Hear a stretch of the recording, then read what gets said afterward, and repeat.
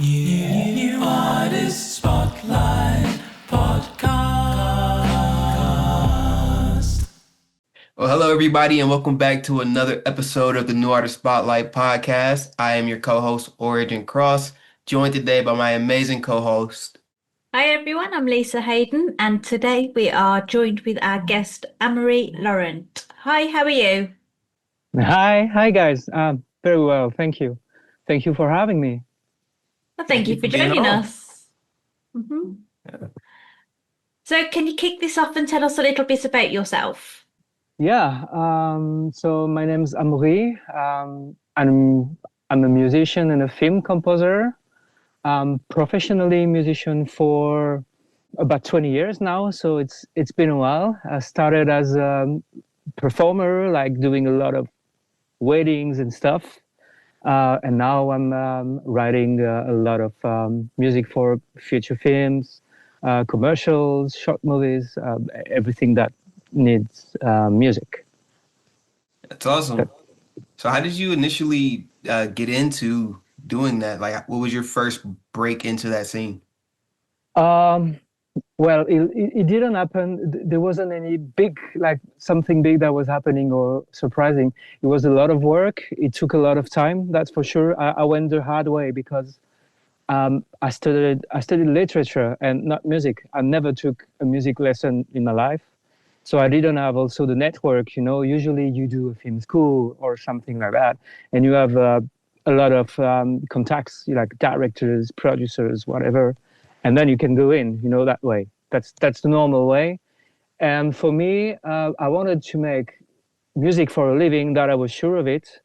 Even if I studied something else, I was like, this is not right. What is right was what makes me happy. It's just like writing songs for others, being in a studio, arranging, producing for others. I was really into that. And even when I was performing, I was more into being in the studio, like really, even at nights, working all night long and doing something else on the day, because it was what was keeping me awake, alive, and making me happy. So I started to think, okay, maybe I should work in a studio or as a producer, but I didn't have any contacts. And there was this contest for a movie. It was a silent movie, but you got to score it, to make the score, like short movie, like 3, 4, 5 minutes, don't remember.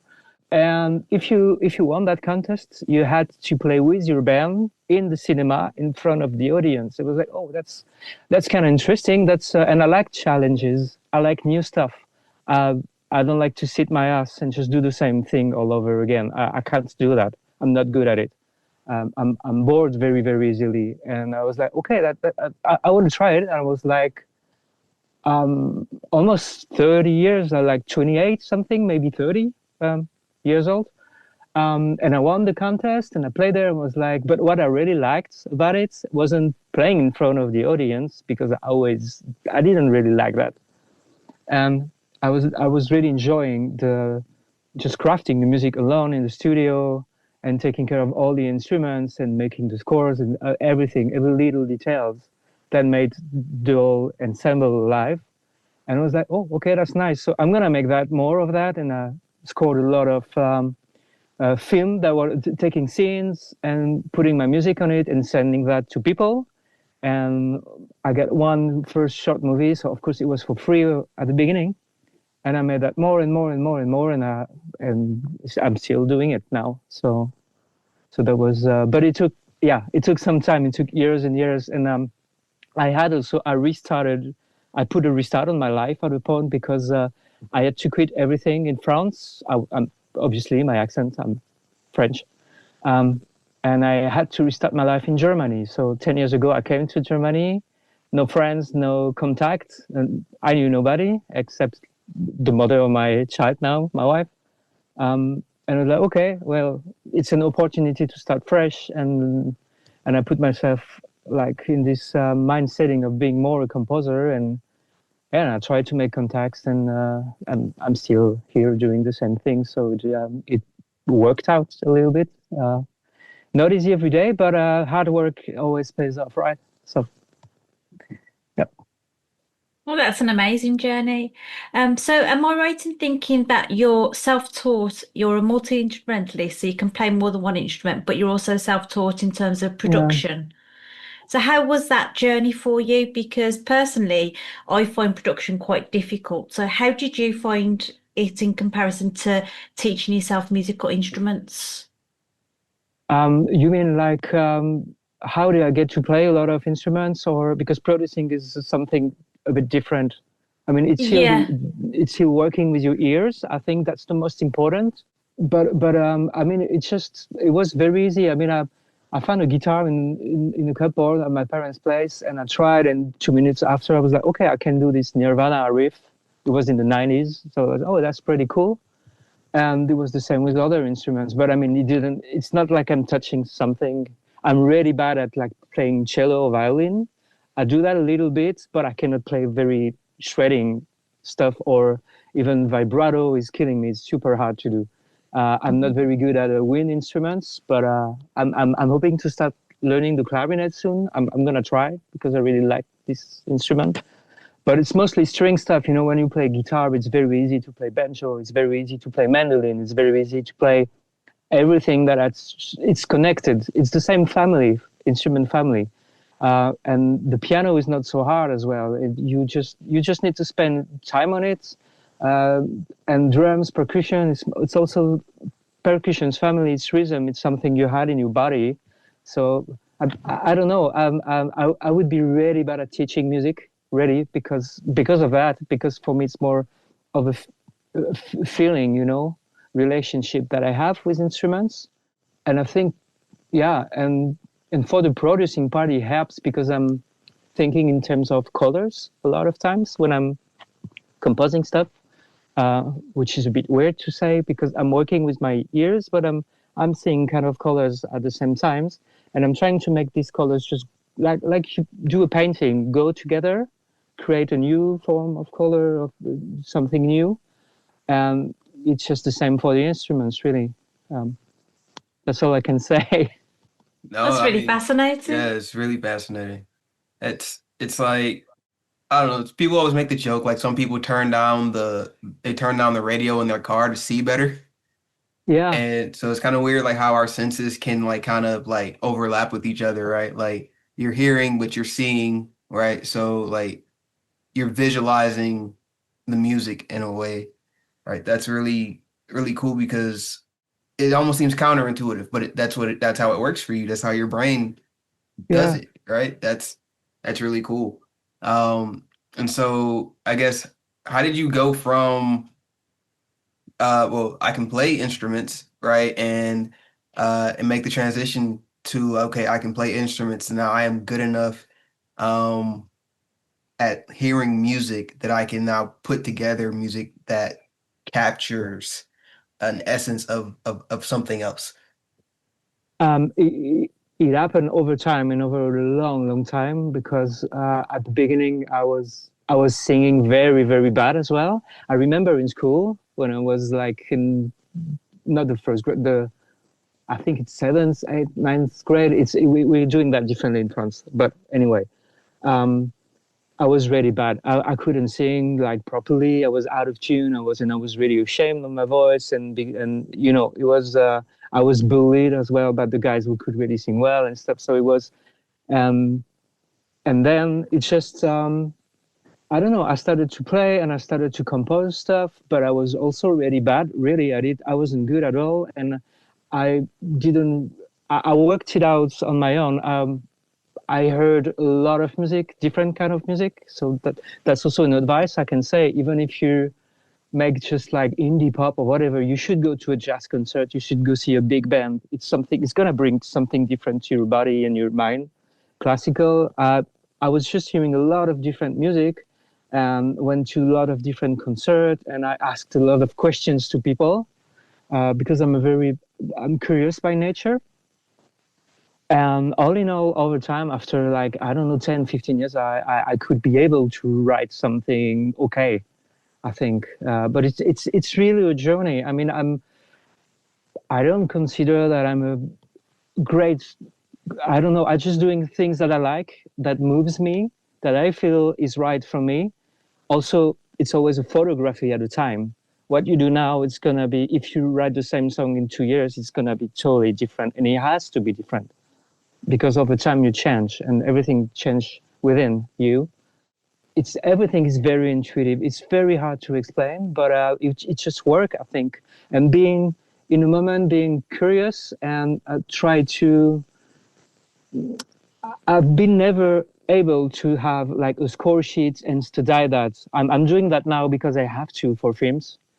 But at first it was more, I can do that. It's boring me to hell. I have to hear what he's doing. And I was trying to pinpoint instruments while hearing, okay, so that should be the bassoon. He's doing that and that. And it just grew intuitive in me. I'm sorry if it's a bad answer. I cannot explain it better than that. No, I think that's a really good answer, because I think too many people find their sound and just rest on it. But like you say, we change as people over time. So it only makes sense that our music changes over time to sort of reflect those personal changes.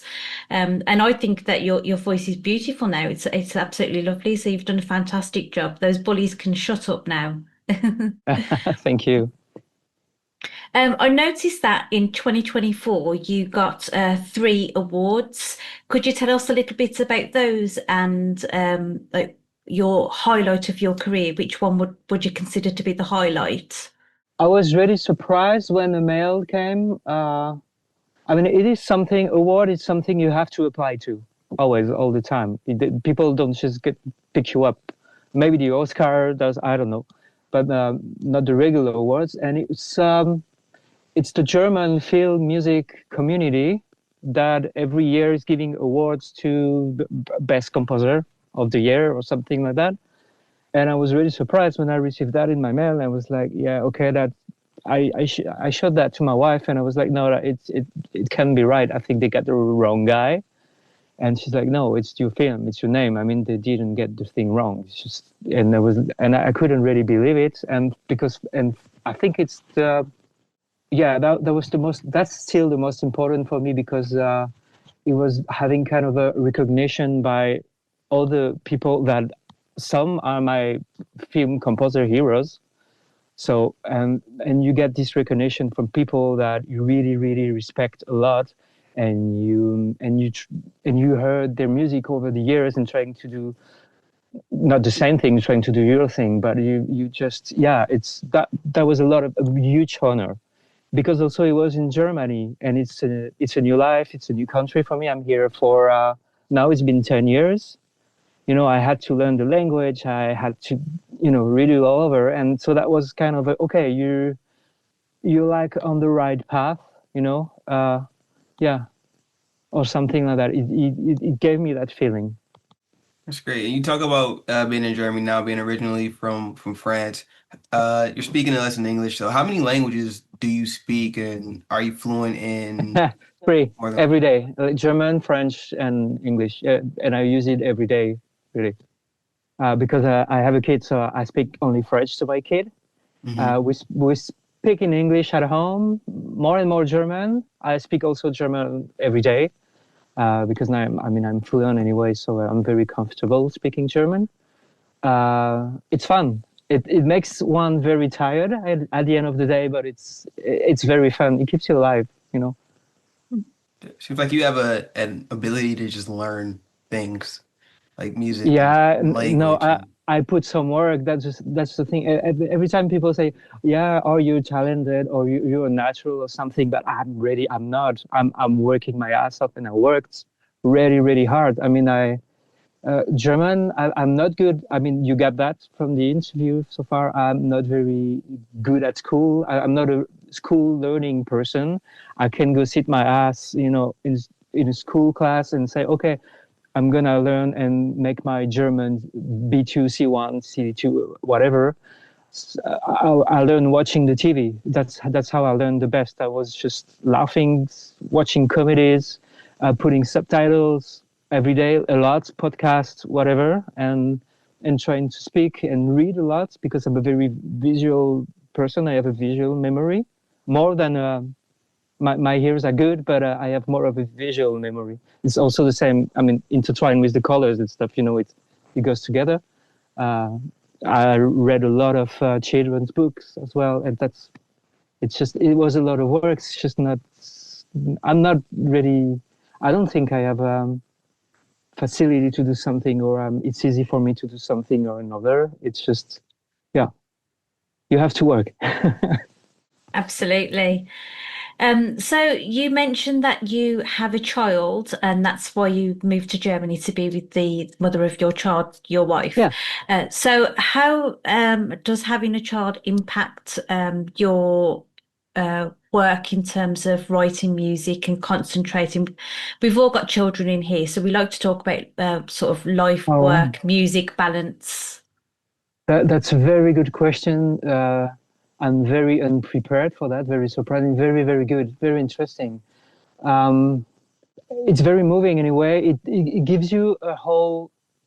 I mean, if you're a mother as well yourself, you know that it gives you a whole different view on life. It gives life another kind of purpose. It's making you way more worried as well, because you need to be financially more stable, but you're still an artist, so you're not gonna be financially stable. That's the dream, that's the big dream. But and you're also okay being not financially stable, because it's like it's a challenge and you're fighting, and it makes you a fighter. I think a kid is that as well. Because it's no more just about you or your dreams. You should still have your dreams there, and your goals and your ambitions and whatever you want to reach in life, I think. But also there is that is the priority now. It shifts your priority. And I mean, it was really hard at the beginning, because I came here, I had no job, and we had to ask the bank to lend us some money so we can have a roof, and I can try to have 1 year learning German and trying to have contacts and starting to work. And the first few years, it was super tough, super tough. And then it's just like freelancing also. So it goes up and down, up and down. But at the end of the day, I think it keeps you away from also being totally nuts to have a kid. It's like, it's keeping you grounded. You know what I mean? Mm-hmm. And it's, and I don't know, because also I think it depends of your environment. If you're with the right person and they understand you, they give you space and to express yourself and time. And I'm still working home. What you see here is my studio, is where I'm working, and it's a room of our flat. Because so at the beginning I could go to the kindergarten and just pick her up, bring her there and work and etc. And I don't know, I feel good now working here at home. So it's it's bringing you a lot of love anyway, also that you need. Also, it's like fueling your creative. I think, I mean, it works like that for me. Like if I have a problem with people I love, I'm gonna be not able to work. I'm not gonna be able to express myself. I need to have reassuring environments full of love, and I think I'm the opposite of like a dark poet or someone who needs to be constantly on this dark side and stuff. Everyone has his dark side, but for me it's like it's helping me to have safe love environment. Financially it's always going to be very tricky, so that's fine, but at least that is it's important, and my kid is bringing me that for sure. So we talk about the environment, and I've been figuring out if I was going to throw this question in or not, because I see your background. I can show you around if you want. Sure. It's going to take 1 second. It's very small. I want to see it because I'm seeing you have the treatment in the back and everything. Okay. So wait, I can switch, right? So this is just you can see there it's working, right? So it's a bit of like guitar stuff. I have a cello over there. I have like drums set there. Tidy up here is like preamp section, very nice compressor. Speakers, just a computer. Piano is here. And then that's more hard drive stuff, and that's it. There's a tiny amp there that is always plugged, ready to record. And yeah, that's yep, that's just the room. It's very small, but it's my room, so and it's home. Yeah. Yeah. Sorry for interrupting you. That was the studio tour. No, I wanted the studio tour.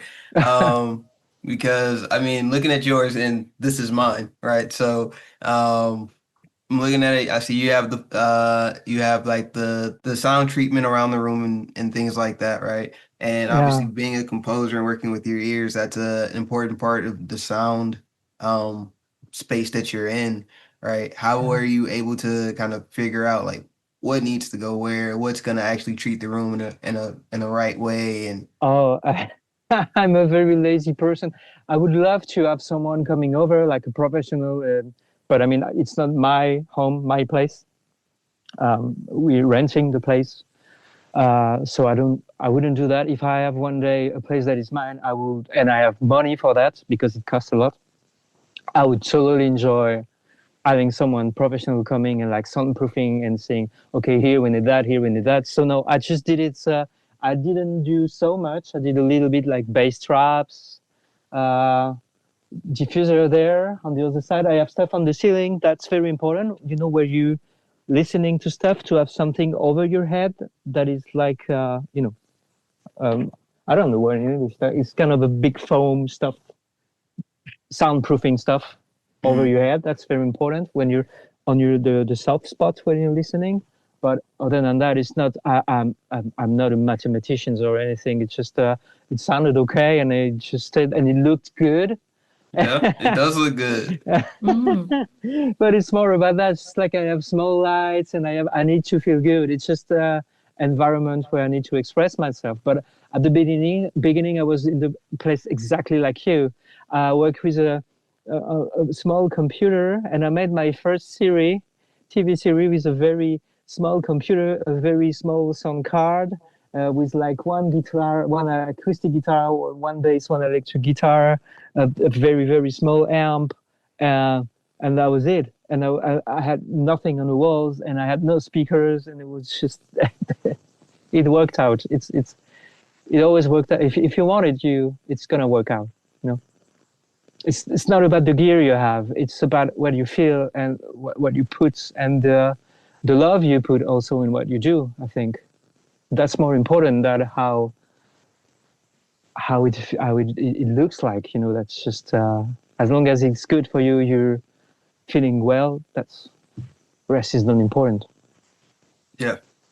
That totally puts my setup to shame. I've got a desk in my living room because I don't have a spare room, and it's right next to the front window. So every time I'm recording, I have to stop because there are cars driving past and you can hear it recording. I might just put it in one of the songs and pretend it's supposed to be there. That's the spirit. That's the spirit. You should do that. Totally. So, what's next? What can we expect from you coming up? Oh, well, I have a big thing coming up, which is an album. So nothing really to do with film music. I have to talk about it, about the process also a little bit. I had a long time, unplanned, long break from film music after the award. So it was kind of a sweet sour kind of award, I was planning to have so many movies and stuff, and all in a sudden, everything got canceled one after the other. So I started, of course, to have a lot of worries, and I was like, okay, I need to do something. And it's been a while. I haven't made like stuff for myself, personal, stuff. And I was like, okay, I'm just gonna write stuff out. And I wrote like maybe, I don't remember, 15, 20 songs. I kept 11 songs, I think. I kept 10. And I wrote the last one overnight while we were mixing because I thought something is missing and I want another kind of color on this album as well. And the result, and also at the same time, I was having very long walks with my dog, shooting photos, Polaroids in the streets, taking little details like a heart there, something more political, something. So it's kind of a conceptual, handcrafted ecological album written here, produced here, in my room. It's called Polaroid Revolt, and it's gonna be released 21st of November with the label Quichotte RPM, which is a very small French label, but absolutely lovely people. That I'm really excited to work with them.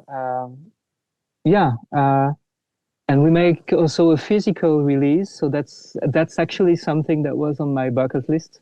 I always wanted to make like a vinyl because I listen to that a lot, and I love the object. Of course, I'm hearing a lot of digital stuff. I have Apple Music, Spotify, whatever. I'm listening stuff on YouTube everywhere. But I like physical object because I love to sit in my living room and look at the album cover and just see some details. And it's like an experience, Mm-hmm. And so I had that on my bucket list, and I was always like, okay, if I write an album that I'm really, really proud of, and I think it's good to go with a vinyl, I will make it. I have to find a way to make it. And the label that was why also we working together because it's something he wanted to do. And I was like, okay, yeah, let's go. So we made this vinyl that is also 100% made from recycled materials, everything. From the plastic is also reused that you have over. It's a beautiful, beautiful gatefold. So you open it. Inside there is doodles. There is a lot of things, a lot of details. There is an insert as well, so we can have the lyrics, and there's more photographs. And inside there are Polaroids, because the album cover is a heart made from Polaroids, like a patchwork of Polaroid, heart-shaped. Inside, so the vinyl is a random color, so if you want to buy one, you can already pre-order one, and you don't know which color you're gonna have. It can be pink, it can be green, it can be black, it can be anything, because it's recycled vinyl. And beyond the music, it's about mental health, a lot of social reflection, like a call for a bit like slowing down and reconnecting with what is human, especially in our digital AI era. And it's also made without any kind of AI in the creative process. So that's something I love to use AI for a lot of different stuff. I love to ask ChatGPT about whatever. It got me a German driver license that I'm very proud of too, thanks to ChatGPT. Yeah. I will tell you the story maybe one day if we redo do another podcast. But a crazy story. But no, in the creative process, I believe we should be absolutely free from that, because it takes all the fun away. It's fun to think about it, but it's so fun to fail. To have a piece of blank paper and you try and you fail. It's okay to fail. You start over, you do it again, and at a point it makes a song, That's the fun part of it. Just work on it and really try to use your brain. And so, yeah. So if you want to pre-order it, you can go on my Bandcamp. There is already the pre-order. It comes in 4 different packs. So there's also for those who don't have vinyls or whatever, they don't just want digital. We made also postcards, digital postcards. A lot of things. So everyone who's going to buy a vinyl is going to also have like one postcard to send back to me. And I want them to write what they thought about the album, for example. Oh. A lot of things like that. And we make a listening party on the Bandcamp on November 16. And there's gonna be also stuff that we're gonna give away, and it's gonna be in a radio show style mode. So I'm gonna introduce the songs and what it's about, and a lot of songs have Easter eggs inside. So we're gonna make some little games, and you can win maybe a vinyl, postcard stuff. There. Oh, that sounds fantastic. Yeah, it does. That much care and effort put into it, right? The packaging, the rollout, right? You say you're working with the label, but you have all these small details, all these things that matter to you. You can tell just by how you're delivering that, right? Mm-hmm. That's so cool, right? Like you don't see that anymore. Like you said, everything now is digital. I know that's my point, and I really like handcrafted thing. Like it's like when we're doing some gifts for Christmas. We write with my wife. We just write a letter. We don't try to buy expensive stuff. We write a letter about how we feel, whatever, and we give that, and that's it. But you have to spend some time doing it. Or we always craft the advent calendar, stuff like that, and it's putting love into stuff. Life is just about that. I think it's just putting love in some stuff for others. That it should be about it. That's how I see things. So after that, I mean, I feel like the only right thing to do is let's get into some of your music, right? So can you tell us about the song we're going to play today? Yeah, we're going to play a song called The Blue Box in the Sky, which is a song about the Doctor Who series. So it was a first version of the song was released in June on a first EP called Too Early at the Party. But that is a different mix with different arrangings and stuff, and different ending as well. I'm a big fan of the show. It's an English series. I don't know if you know this series, guys. I needed to write something about it. You didn't see that, but I have on my door of the studio door, I need to show you that. I have a huge TARDIS. Just there. So that's the TARDIS for those who know the show, they're going to be happy to see that, I guess. Yeah, I know it by name, but I haven't actually seen it. Okay. You should. You have to, I think, to start with the right season, because at the beginning they had no budget whatsoever. It's a very old series. It was already in the 60s, but they made a reboot, and you have to. The first few seasons, it's no budget. The storylines are super, but it takes some time. It feels a bit old. Mm-hmm. And David Tennant is amazing. Matt Smith, they are amazing actors. Storylines are good. I can recommend. Nice. All right. Well, if you do the honors, give us the hard intro and we'll get into the song. Okay. Hi, this is Amaury Laurent Bernier, and you're going to hear my song, The Blue Box in the Sky. Hope you're going to like it. Dear scars and fantasies, mesmerizing core of a mind, reaching for the skies. Take off.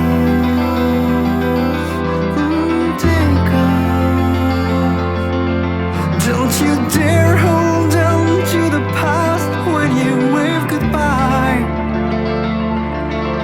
But it still makes me wonder how spins this world of wonders.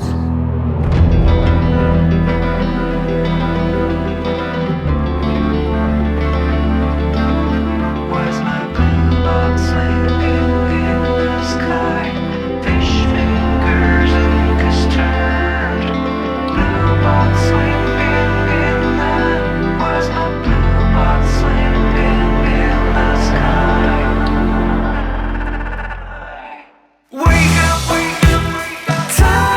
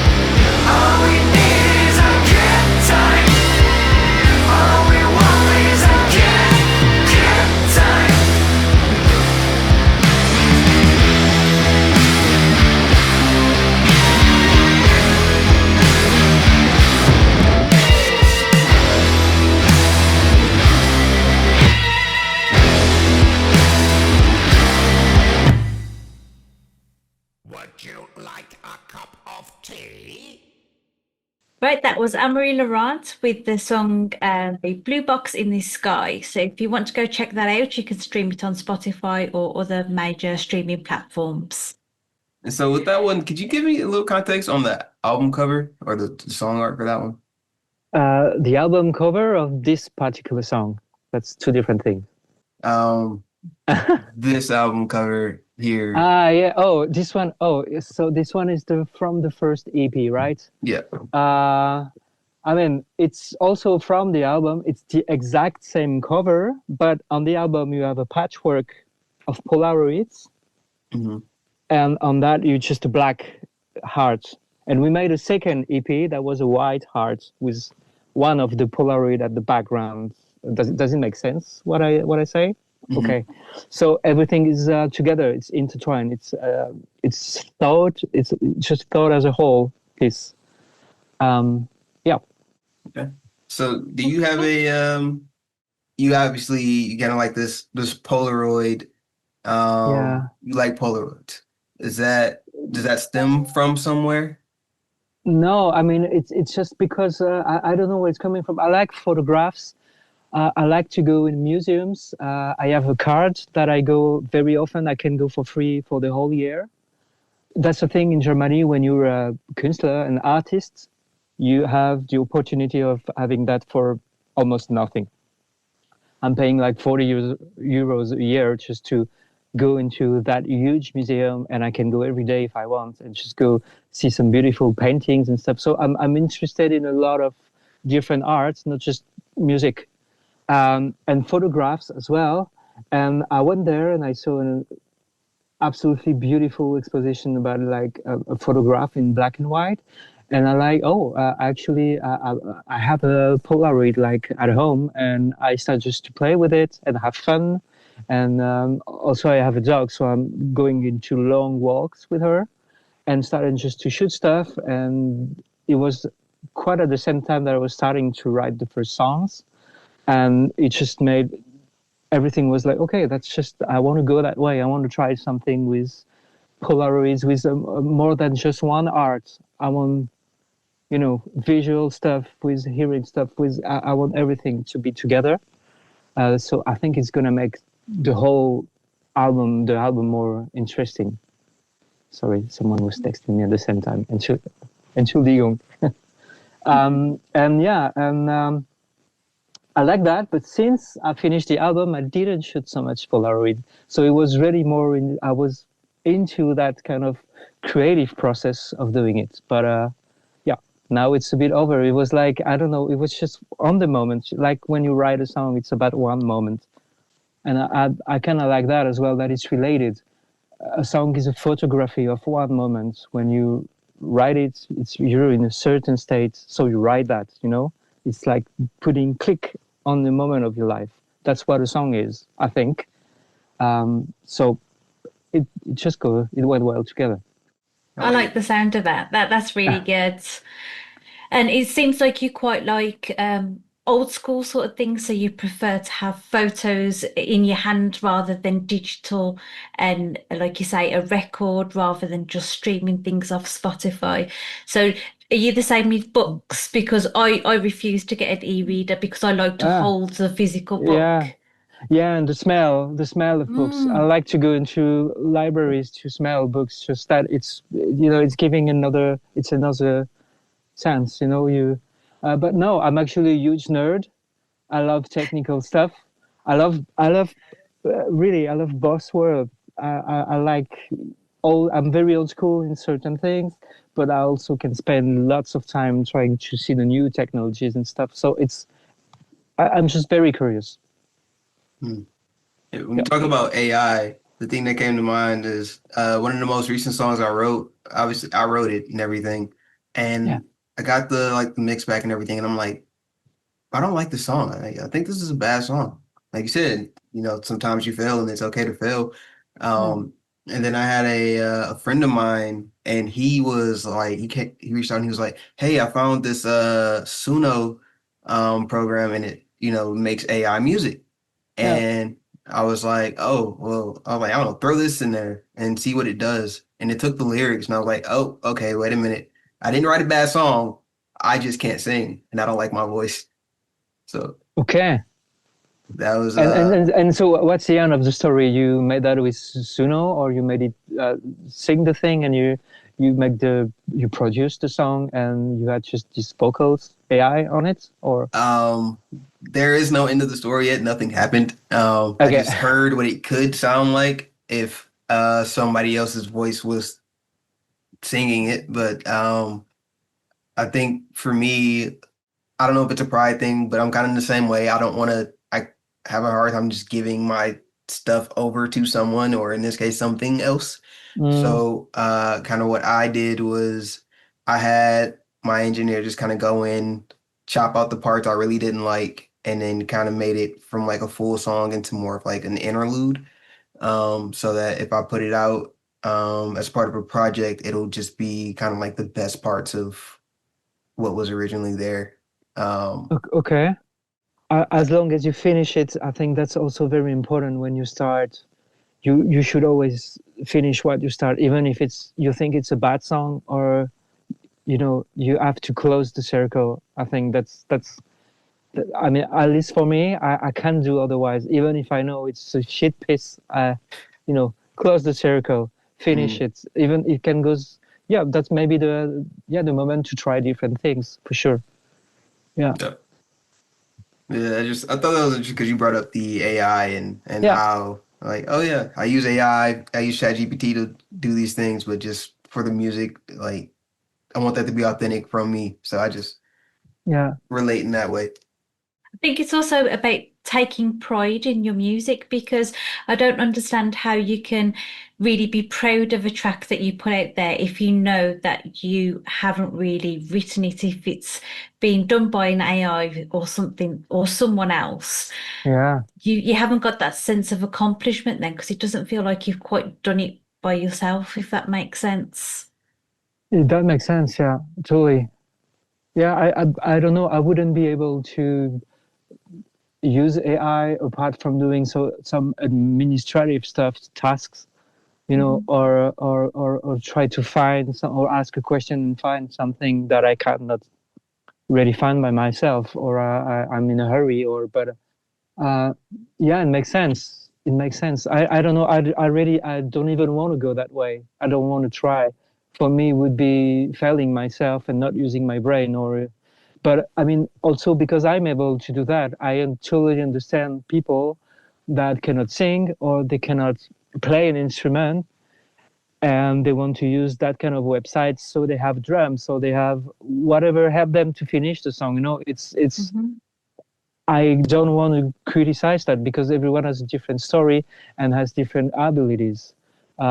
Before that, you would just collaborate with someone, but it's also, yeah, you need to have time to do that. You need to have, this. There's a lot of tools out there that are for people to use them. So, why not? Just not my thing. And yeah, I agree Mhm. with you. I wouldn't be proud of myself as well in that case. Yeah.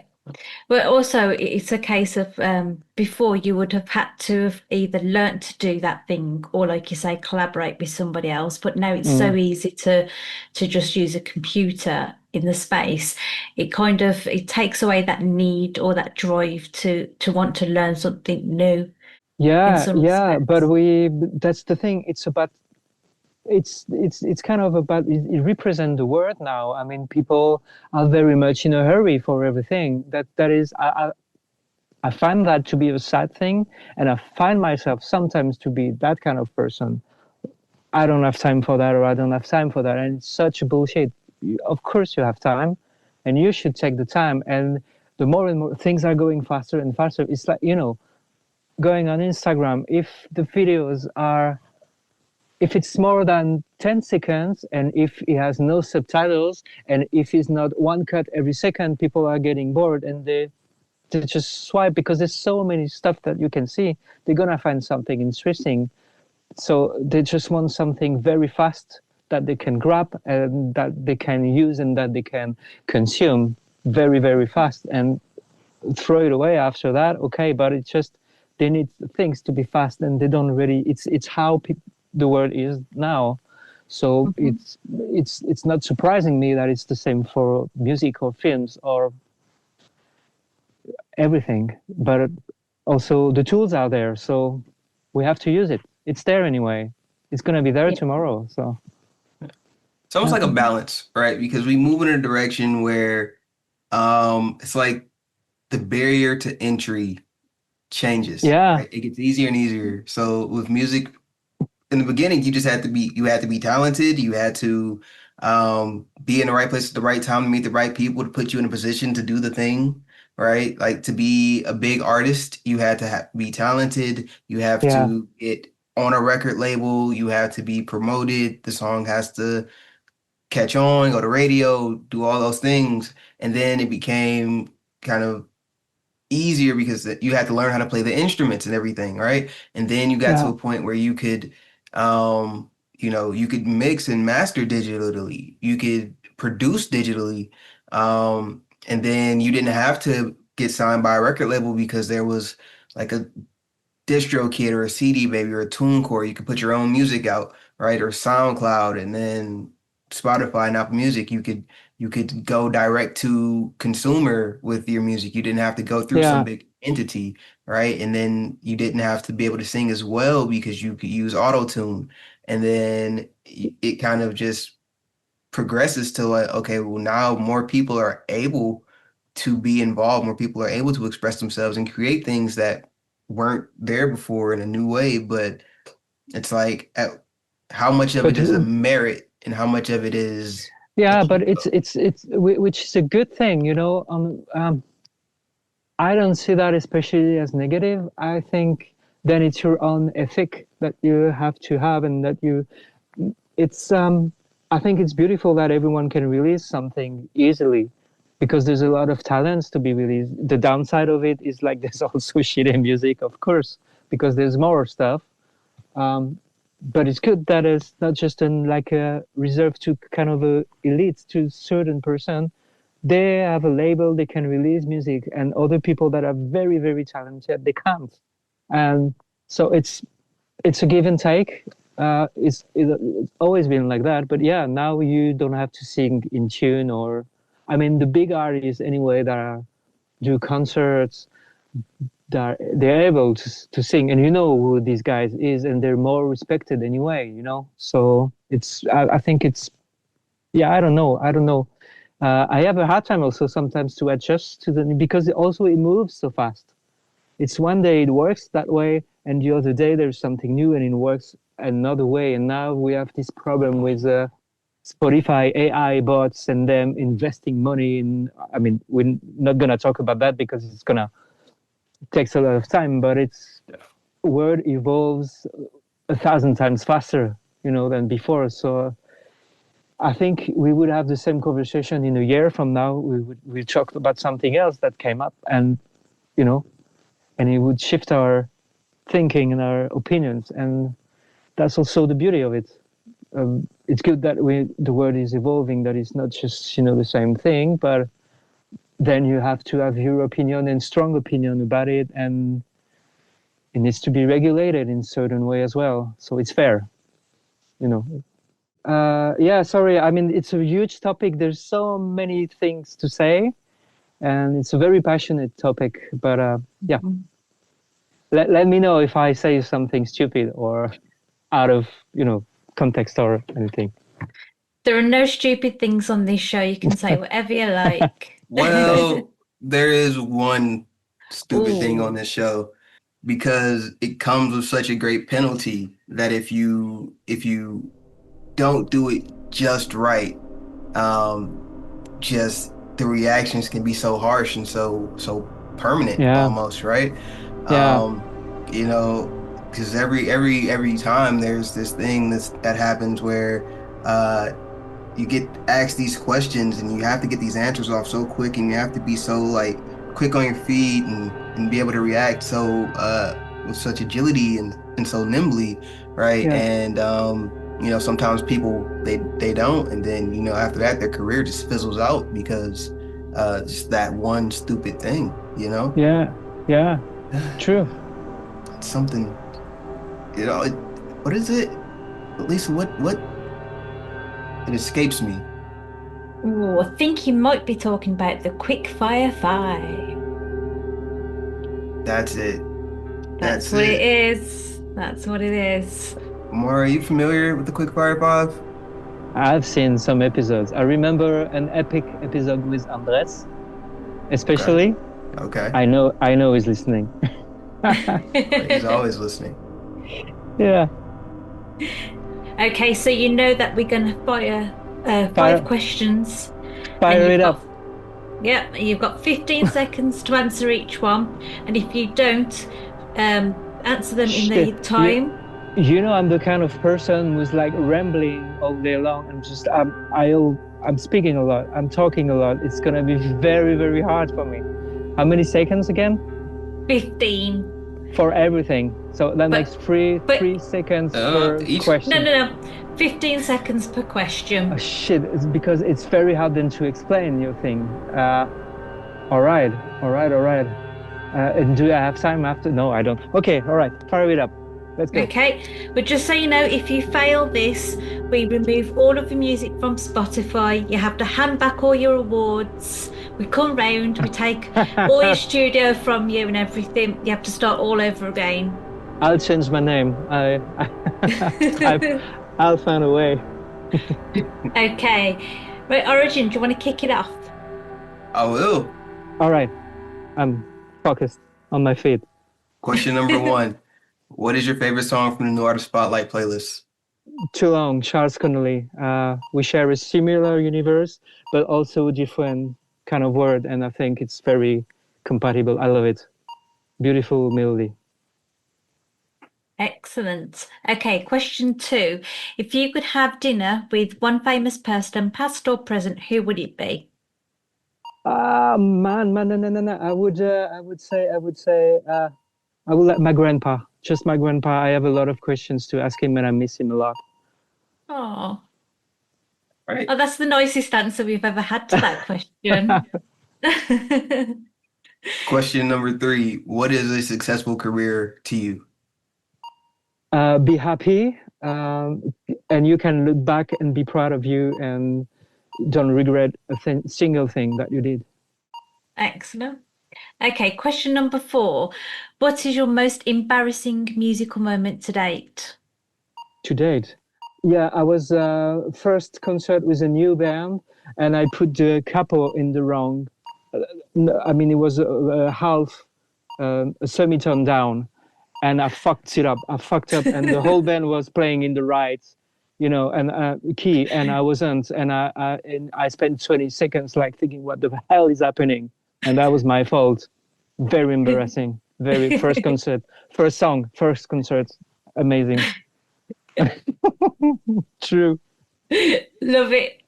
And question number 5. What is your personal favorite song of all time? God only knows. Beach Boys. No question. I mean, that's the one. That's the one. It's beautiful.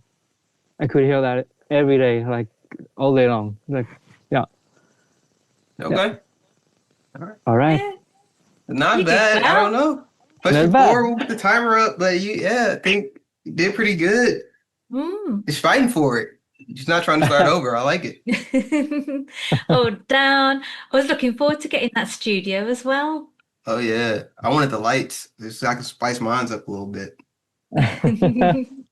So, before we go, could you tell us a little bit about your journey with NAS? How did you find the New Artist Spotlight? Why did you join? And how have you found it so far? I think it's amazing. It's a lot of, wow, there's a lot to say. There's a lot of talented people. There's a lot of kind people working for, no one is paid for that. And they're doing a lot of things. You're doing the podcast, guys, but there's so many stuff around. There's the radio show. It's a huge website now with a lot of things that are happening with wonderful music, wonderful guys.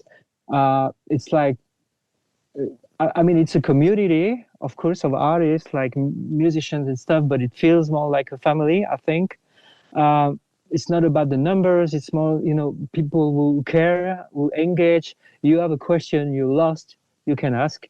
your questions. People who have more experience going to help you out. You can collaborate with people. There are people like Charles Connolly or Andres, Guatelli, they're able to mix stuff like very professionally. So if you need someone, you can also, it's like a big family of talented guys.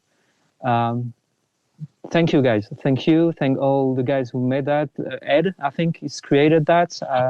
I don't remember if he was alone, so I don't want to say something stupid. Ed Eagle created that. I'm gonna forget people, so I cannot list everyone.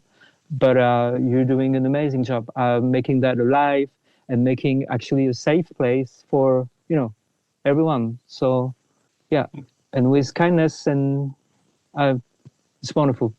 Well, we appreciate the thanks. And I mean, yeah, Ed created it, but where would he be without us, right? So it's kind of like we all created it because, Yeah, it's a family. He's just one guy, but all of us together, power in numbers and all that stuff. Yeah, but he's so busy, but he's also always available, and that's it's rare. It doesn't have to be that way, but still, he's taking time. And all of you guys are doing that. I'm just quoting one person, but it applies to everyone. Each one of you. Respect, really. We definitely appreciate it from all the mods here and all the participants. We appreciate it. It takes everybody to make it work. Exactly. So because I get to this week, can you tell everybody where they can go stalk you? Yeah, I think because I have such a name very difficult to pronounce, so maybe you just Google Amaury Laurent Bernier. You're gonna find something like Instagram. You can follow Bandcamp. Very important if you want to maybe pre-order the album, digital, vinyl, or I'm gonna also give away a free EP for people who's gonna buy the album. So tracks that were made for the album but didn't make the cut. Yeah, those are, I think, the two big. Yeah, you're gonna put some links, guys, no, on the YouTube or somewhere, somehow. Okay, good. Yeah. Social media team all the way. Yeah, just Google. I have a website full of my films, and yeah. And you have a link tree, don't you, with all your I do. links on there? I do. Yeah. I keep on forgetting how it's written, but it's always Amaury Laurent Bernier attached. That's the handle, the username, the handle for everything. So you should be able to find it. Listen, guys, you find his Instagram. Go to his Instagram profile. There's a link tree there. You click that link. That link will take you to the website. It'll take you to the Bandcamp, and you guys get involved. Okay. You're doing a better job at promoting. Thanks. And don't forget to join the listening party too. When did you say the listening party is? November 16th. 16th. Yeah, it's like 7 p.m. CET. I don't know. It's like UK time, no? CET, I think. Yeah. Should be something. So, yeah. We'll be there. Thank you. Thank you. All right. Well, again, thank you for coming out. Thank you for spending some time with us today, letting us get to know you better. It's been a really great chat. It was a pleasure, really. It was really cool. Yes, it's been lovely to get to know you. Yeah, it's been a while. I wanted to do that also, but I needed a special occasion, like proper, okay, I have an album, so now it's time to do that. Yeah. But yeah, it's been a while. I wanted to. And Andres was actually asking about me, like he asked a few times, when are you going to make the podcast? You should do it. I'm glad we finally managed to snare you. Yeah, me too. And you'll have to join us again. Keep us up to date on how things are going. Promise. And you have to tell us a story about the German driver's license. Oh, yes. Yeah, that's a long story. And it's not a proud moment at the beginning of the story. I have a lot of story. I worked for a funeral company for 6 years or so. That brought me to being an official musician. That was the reason why I did that. I need to explain that. I have a lot of embarrassing stories as well there, and rock and roll stuff as well. All right, so next podcast, Just like, yeah. it'll be tied into music, but it's going to be all just stories and Yeah. That was, definitely another life with a lot of things to be said. everybody bring a drink, whatever you prefer, beer, root beer, whatever. We're just going to sit back and tell stories. All right. Excellent. We'll see you then. Thanks, guys. Thanks a lot. Thank a you good for time. coming. Thanks. You. And thank you to everybody that's helping keep this thing going. All the mods, all the people who are putting us in position to be on radio and setting us up with all these people with these fantastic careers to come give us advice and ask me anything and all these different opportunities here at NAS. Thank you guys as well. Appreciate you. Peace out. Thank you. Bye. New artists.